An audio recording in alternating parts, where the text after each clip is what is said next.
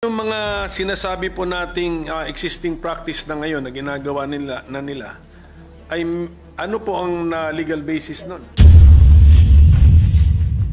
Po, napakaganda po ng tanong ng ating pinunong minorya. At yan po, alam niyo po, dito po sa aking kaliwa, kung titingnan niyo po, dahil ang sabi ko po sa kanila, Ginoong Pangulo, tayo po ay haharap sa bar tatner, mathematician pa. Kaya kailangan po, battery ng mga auditors ang kailangan po natin dito sa kaliwa. Ano po?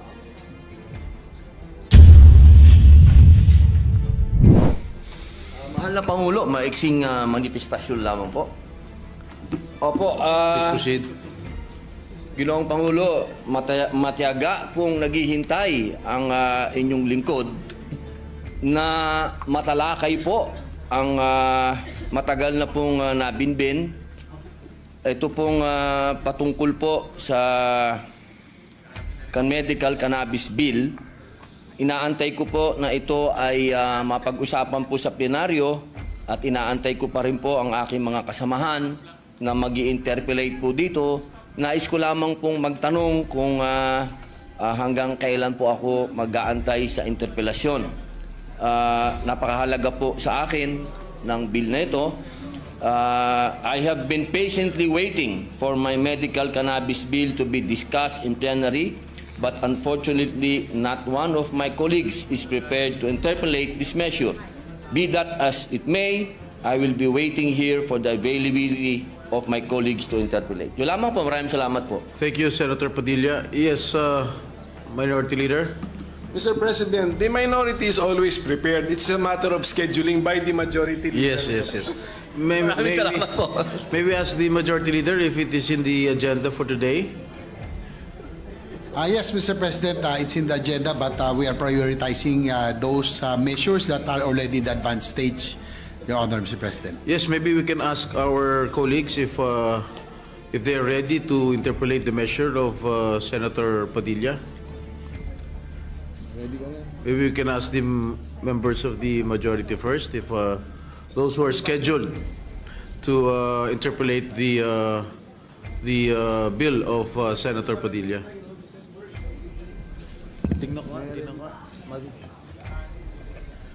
I think those who are scheduled to interpolate the bill of Senator Padilla is this representation. Senator Win Gatchalian, Senator Pia Cayetano, Senator Joel Villanueva, Senator Rizzo Ontiveros, and Senator Coco Pimentel. I think, is Senator Sherwin ready to interpolate? He is here right now. The medical cannabis bill. We can tackle it. Yes, Mr. President, probably later on after we tackle some important measures, we'll talk to the members of the majority who will be ready to. Yes, we can proceed later if some of our colleagues are ready to interpolate the bill of Senator Padilla. Maraming salamat po uli sa ating pinunong minorya sapagkat napakahalaga po ng panimulang salita sa usapin na ito sapagkat ito pong ating isinusulong, ito po ay bunga ng isang revolusyon na naganap sa ating bayan na ipinaglalaban po ang kaban ng bayan. Ibig pong sabihin, ito pong COA na atin pong binabanggit dito, Ginoong Pangulo, ito po ay napakahalaga ng papel nito sa ating bayan. Sapagkat kung atin pong babalikan ang kasaysayan ng ating bansa, nabuo ang revolusyon dahil sa kapabayaan, pangungurakot, pagnanakaw, lahat na po, sabihin na natin, kaya po nagbunga ng revolusyon. At kung titingnan po natin sa 1987 Constitution, napakalaki po ng papel ng COA. Ang sabi po dito sa Article 9, Constitutional Commission, ayan po letter D, Commission on Audit. Ayan po. Ginoong Pangulo, ang sabi po dito, the Commission on Audit shall have the power, authority, and duty to examine, audit, and settle all accounts pertaining to the revenue and receipts of and expenditures or uses of funds and property owned or held in trust by or pertaining to the government or any of its subdivisions, agencies, or instrumentalities, including government-owned or controlled corporations with original charters on a post-audit basis. Medyo mahaba-haba po ito.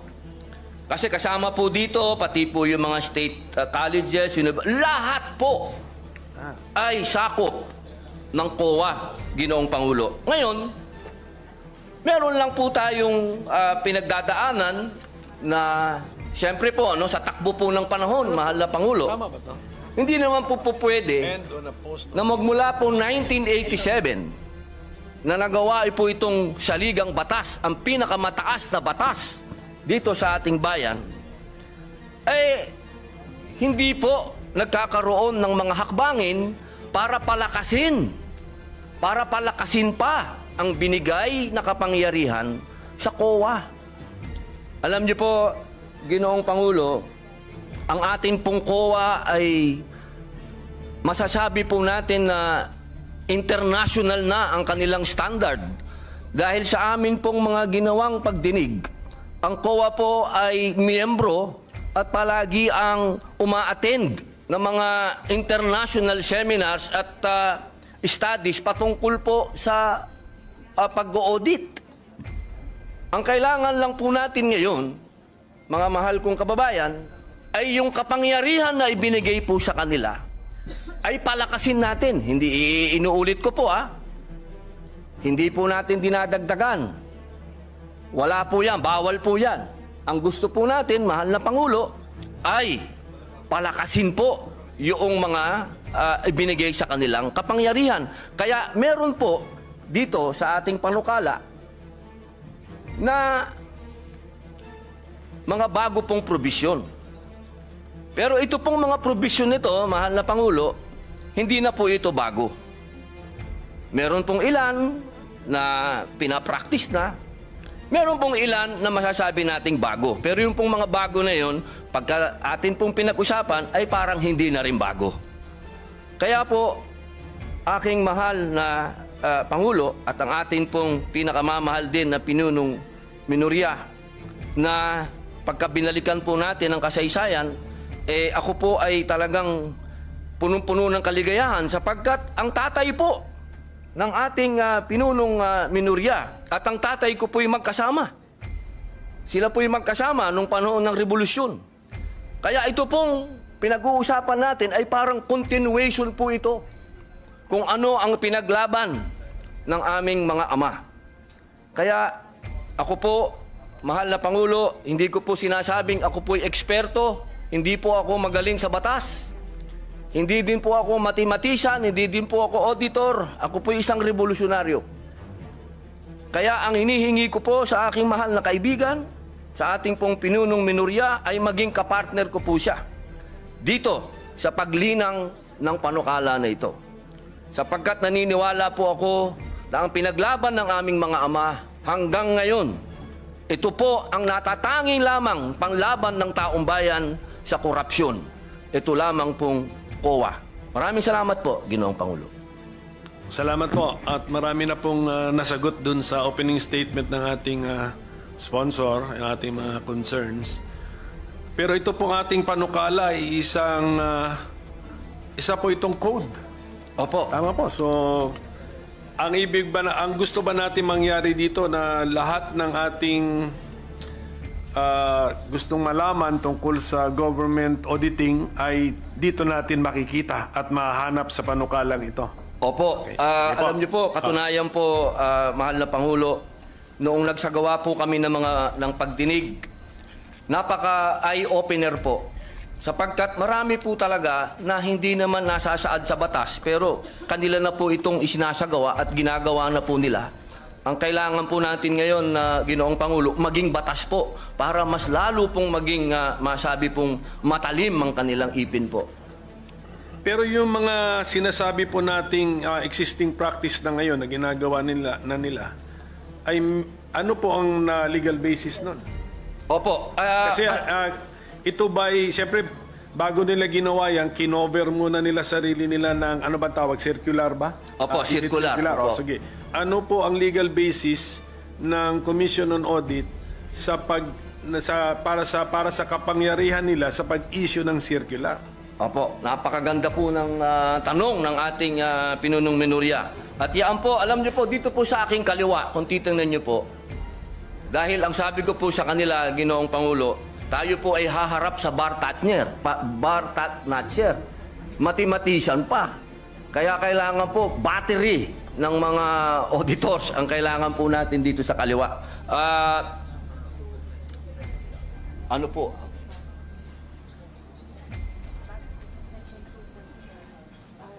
Yung legal basis na yun ay nandun sa Section 2 ng Konstitusyon. Opo. Dito po, sa nakalagay po sa ating konstitusyon, sa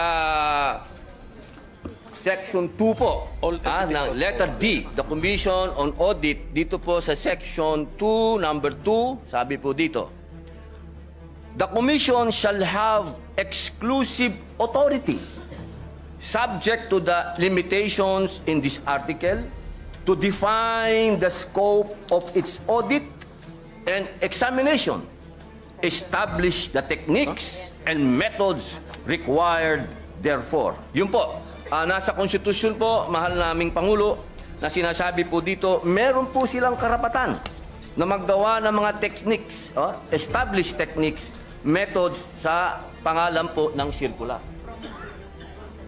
Apo.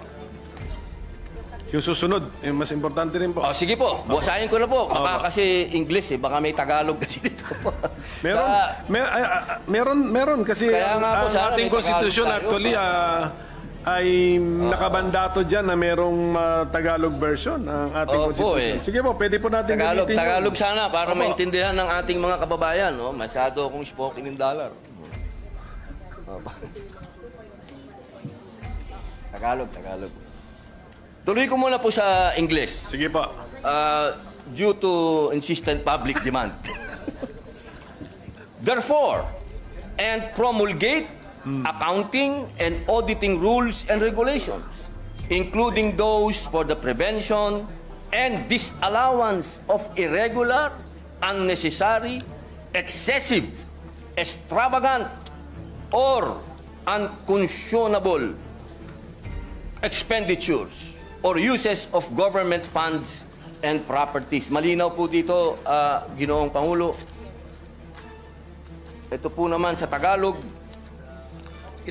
dapat magkaroon ang komisyon ng tanging otoridad batay sa mga katakdaan sa artikulong ito na magtakda ng saklaw na audit at pagsusuri nito, magtatag ng mga kaparaanan at pamamaraan na kinakailangan ukol doon at maglagda ng mga tuntunin at alituntunin sa pagtutuos at pag-audit kabilang ang mga ukol sa paghadlang at di paghintulot sa mga paggugol o paggamit ng mga salapi at ari-arian ng pamahalaan na tiwali, hindi kinakailangan, labis-labis, maluho o hindi makatwiran.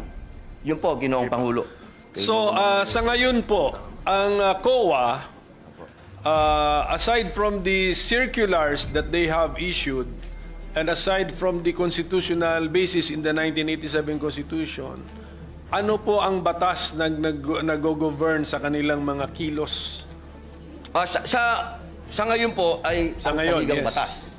At siyempre po, yung pong nakaraan, nung panahon po ng tayo pa po ay nasa panahon pa ng Marcos Sr., meron po tayong Presidential Decree 1445. Opo, doon po nagbase halos...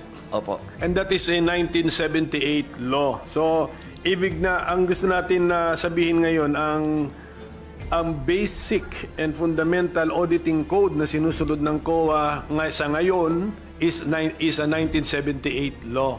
Opo, opo. Yung 1978 auditing code na yan, paano naman siya binago ng mga detalye na nandun sa 1987 Constitution?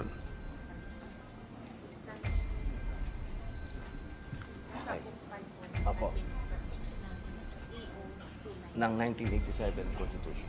Ayan, napakaganda po ng iba talaga pala pag may battery ka dito po. Opo.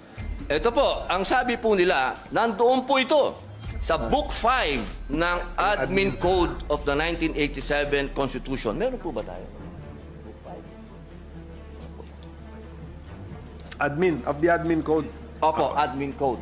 So, meaning to say, according to our resource persons, Book 5 of the Administrative Code of 1987 repealed, even indirectly, repealed or replaced the June 1978 Government Auditing Code? Or ano sila, complementary sila? Opo. Opo. Okay. Siya daw po ay complementary. Okay, sige. Opo, Kaya nga, ang tanong ko nga, Mr. Opo. Okay. So, ang gusto nilang sabihin sa atin is, sa ngayon, hindi naman talaga nakarely ang COA sa isang 1978 na issuance. Opo. Pati na rin sa Book 5 ng Admin Code ng 1987. Okay. Opo. Kaya po ang next tanong ko, kung medyo na-update na rin naman pala, ano po naman ang pagbabago na ating ilinagay sa ating panukala such that it is more desirable now to have this new government auditing code? Opo. Opo, pwede po natin itong isa-isahin kung ano po yung mga bagong provision. Mga bagong idea muna. May mga bago ba tayong idea o bagong approach dito sa ating panukala? Kasi kung unless sasabihin nyo po sa amin na Opo. yung circular, pinagsama-sama lang natin lahat at ginawa nating code. Ganun ba ang ginawa natin dito sa panukalang ito o hindi? Katulad po ng sinabi ko po kanina, Ginoong Pangulo, meron po kasing sa takbo po ng panahon, meron din po silang mga ginagawang pag-aaral sa abroad. Ano po, opo. At yung mga best practices po ngayon sa abroad, gusto din po natin maisagawa. Pwede akong sumingit tungkol dyan. Opo. Ang ating bang COA chairman ay chairman ng isang international organization sa ngayon? Para pagkaalam ko, chairman ata siya ng isang international organization. So, Siya po ay member po. member. Opo, Okay, member automatic po siya. na may member tayo. Sige po, so continue sir. Kung ano yung kung may bago bang ideya dito sa ating panukala na hindi pa captured ng Book 5 of the Admin Code and the 1978 General Auditing Code tatawag na, or Government Auditing Code, yes. Opo. Kasi po may mga kaso po din, marami din pong mga bagong na-desisyon ng Supreme Court na mga kaso po na nakakapag-define po ng mga kailangan sundin ng COA o sundin ng mga tao po. Opo. Kaya kailangan po yung mga batas na bago, ito pong ating ginagawa na mapalakas po para maisama na rin po yung mga Supreme Court rulings po na may kinalaman po sa COA at yung mga practices na rin po ngayon ng COA na ginagawa na rin po nila na maging batas po. Opo. Siguro po, Mr. President, maganda yun. Kung mabigyan lang tayo ng idea o sample ng ating sponsor, Opo. ano ang mga bagong ideya na nakuha natin sa jurisprudence na ilinagay na ngayon natin sa panukala? Ano ang mga bagong idea na nakuha natin sa ating participation sa international organizations and fora na ilinagay na rin natin ngayon sa ating panukala? So para masundan po natin yung mga bagong Opo. ideya sa ating panukala. Meron po ito, kaninang umaga, amin itong pinag-aralan. Section 27 ba yun? Sandali lang po. A minute suspension, Mr. President. Opo. Session is suspended for a minute. Was in the process of answering the question already, Mr. President. So, Opo.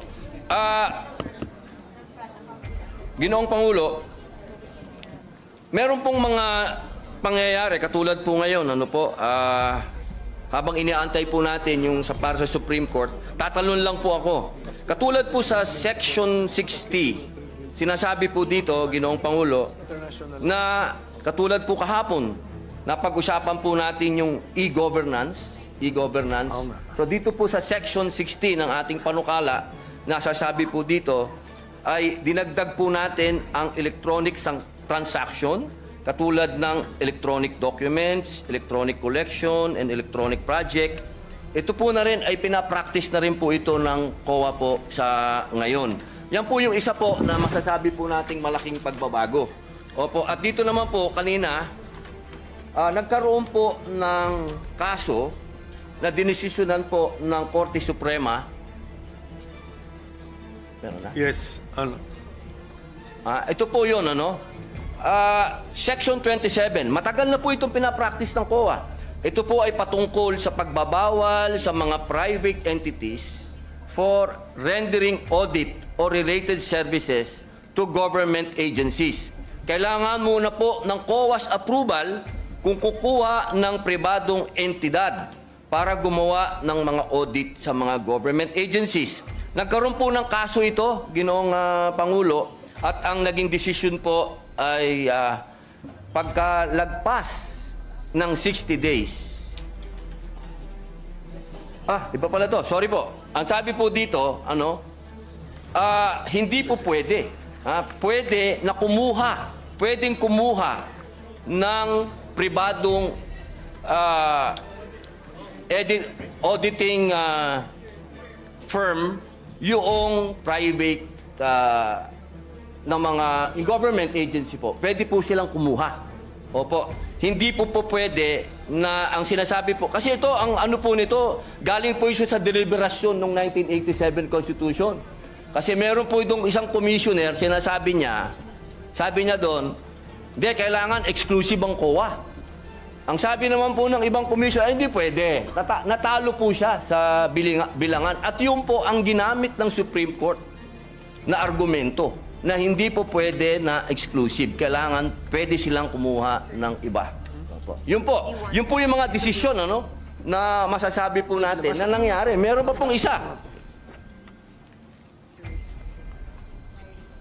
Opo.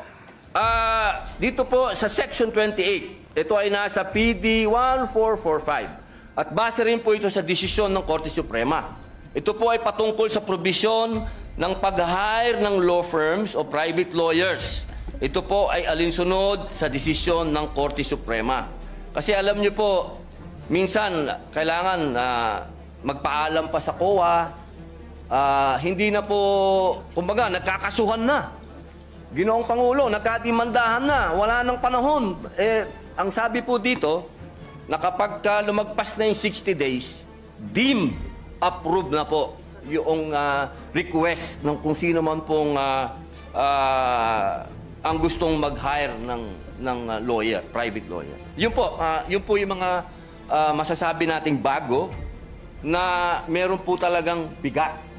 Kasi ito po ay may kinalaman na sa mga desisyon ng Korte Suprema at ganoon din po doon sa paparating po na e-governance.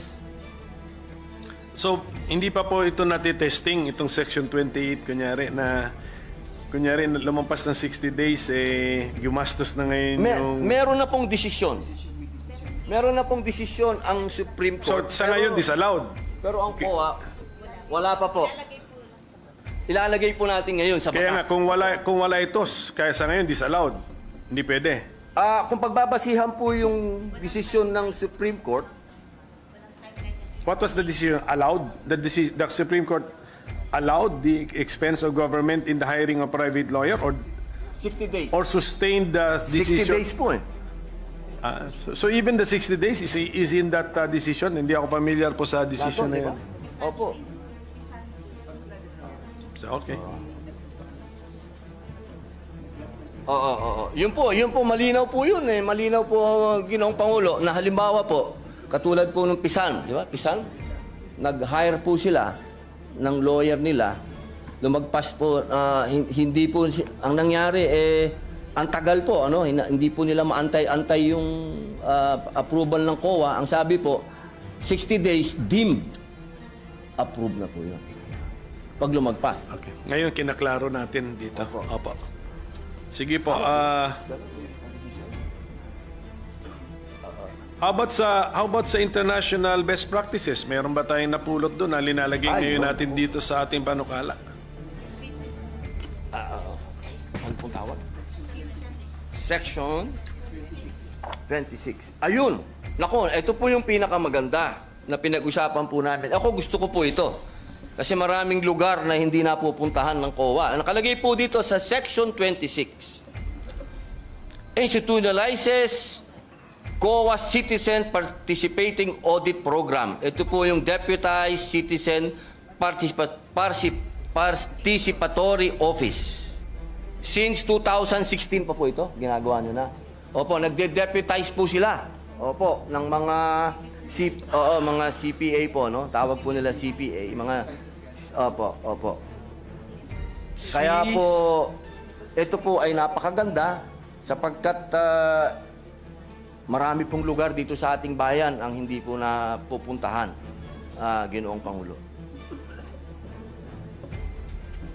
So ito pong participation ng civil society organizations na natin ay linilimit natin sa remote and critical areas. Bakit hindi natin gawin as a general rule?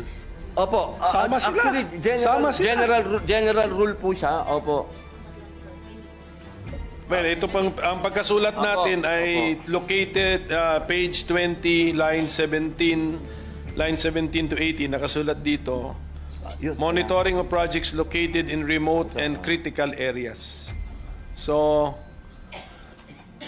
mukhang maganda itong idea na ito. Bakit din natin gawing partner ng COA ang CSO? For all, if you want. Opo, yun daw po, practice na po na raw nila, Ginoong Pangulo. Ito po yung ginagawa na raw po nila. Opo. So, balikan po natin itong 26. Ano natin? Opo. I-expand po natin. Opo. Hindi ba sa bidding ay required, sa public bidding, required ang mga observers from civil society rin? NGO? Ganon? So, pag ino-audit ba ng COA ang isang project, tinitignan ba nila how the public bidding was conducted? Kasali po ba yun? Do they also, and in the process, do they look for the participation of the CSO or NGO or PO? Wala yung... Ay, pwede pa natin ito. Okay po. Limited lang daw po ang binibigay. Sige. Opo, doon sa... Pero sa lahat po ng bidding nandun. Kayo? Ang COA. Opo, ang COA po nandun. Sa lahat po ng bidding na... Sige pa, so nakita naman natin yung... Andun yung attempt sa Section 26. Hindi ano na natin? Mas broad na. Ano na natin yung spirit nung anong panukala, nung section po, ayusin na po natin. Opo. Tapos, Mr. President, bago ko ito malimutan, may mga concerns na riniraise yung mga private entities na it's either meron silang ano ba yun yung sa PPP? PPP. Because of the PPP, allowed ang private entities na parang meron siyang merger of activities or transactions with the government. Yun, meron silang isang section po rito, section 24, if I'm not mistaken, na yun po ang concern nila na ano bang klaseng audit authority ang gusto ma-exercise or pwede ma-exercise ng COA sa kanila under our bill, Mr. President? Opo. Ito po ay napakagandang tanong po ng ating pinunong minorya sapagkat ito po ay napakarami na po talagang tumawag din po ng aking pansin dito sa usapin nito. Kaya ito din po ay nagkaroon din po kami ng napakahabang talakayan dito. Ngunit ako din po ay nasagot ng COA sapagkat una po nilang sinabi sa akin na meron daw po talaga na tinatawag na Republic Act 11966. Ito pong RA na to sa second paragraph, section 31 ng PPP Code. Kung saan sinasabi po na ang mga PP projects awarded subject sa Government Audit Code or 2009 Revised Rules of Procedure ng COA and amendments thereto. Sa provision na ito, itinakda rin the COA in consultation and coordination with the PP codes shall adopt and promulgate the necessary framework and guidelines on accounting and auditing PP projects. Kaya dito po, sa ating Section 24, maliwanag naman po dito, ito ay patungkol sa limited jurisdiction ng COA. Sa mga private entities, kasama na rito ang public utilities. Kung meron po tayong mga pumasang batas na patungkol po dyan, yung RA number 11659, ito po yung Public Service Act. Opo, na sinasabi din po na sinabi po ng korte na hindi naman to unconstitutional. So, sila po ay tatamaan po nung limited jurisdiction ng COA sa pag-audit po. Yun po ang aming pagkakaintindi, Ginoong Pinuno. Ang problema ko po, Mr. President, dito rin sa pagkasulat ng ating Section 24 na nasa page 19. Sa title ng section, Limited Jurisdiction over Private Entities. Pero pagbasahin mo yung body ng section, hindi mo naman makuha kung anong meaning ng limited jurisdiction. Kasi sinasabi rito, the Commission shall have authority to examine and audit the contracts, agreements, or dealings of private entities with the government, etc. So, the words used are examine and audit, which is the normal words, Mr. President. So, where is the limitation found, Mr. President? Okay.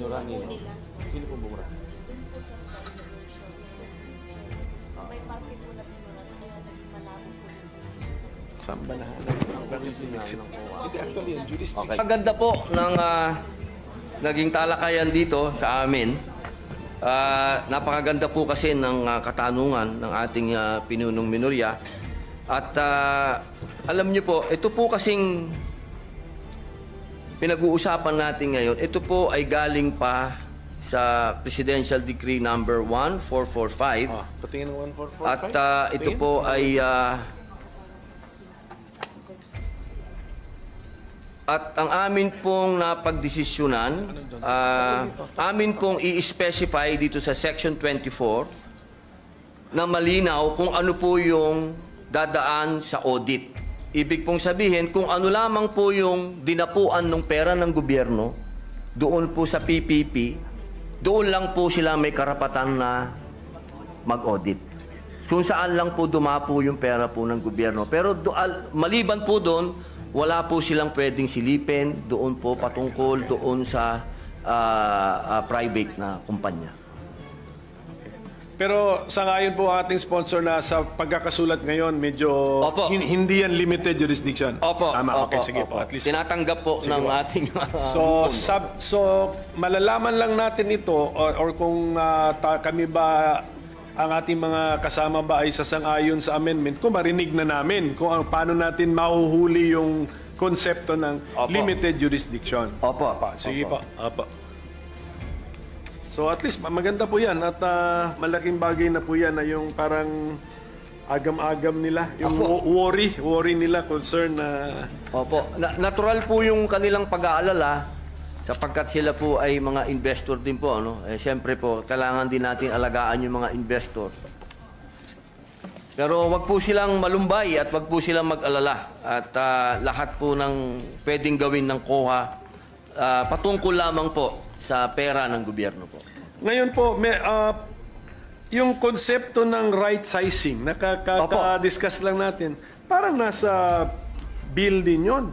Pero yung kahulugan ba ng right sizing na gamit natin sa panukalang ito, kaparehas nung right sizing na sinabi po ng ating Senate President na dinipensahan niya yung kanyang panukala. Opo, alam niyo po, kung mapapansin niyo po, kasama po ako ng ating Ginoong Pangulo doon sa right sizing sapagkat naniniwala po tayo doon. Pero kanina po sa kanyang paliwanag, malinaw din po na sinabi niya, hindi po ibig sabihin nun na tayo po ay magbabawas o ano. Kung hindi, pipiliin po yung mga tao talaga na talagang sila po yung magpe-perform. Yung talaga pong may mga kakayahan. Yung tunay po na masasabi po natin na madi-deserve po nila kung magkano po yung natatanggap nilang sweldo mula po doon sa ahensya ng gobyerno. Kaya ako po ay nakasuporta po doon. At dito po, sa kasalukuyan, naririnig ko po ang aking lupon at kanila pong naisagutin ang inyo pong katanungan. Opo.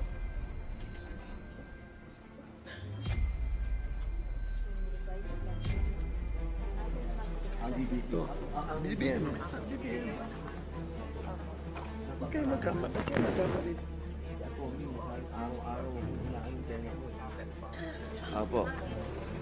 Katunayan po, Ginoong Pangulo, lahat po ng aksyon ng COA na may kinalaman po sa organisasyon po nila, ito po ay dumadaan po sa DBM. Yun, Opo. Ito po ay ina-approve ng DBM. Ang kanila pong tinatawag na revised plantilla.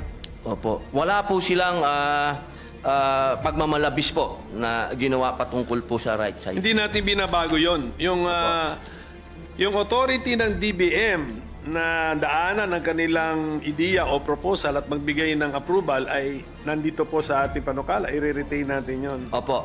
Opo. Kasi meron po akong, kunyari po nasa page 17, lines 5 to 7.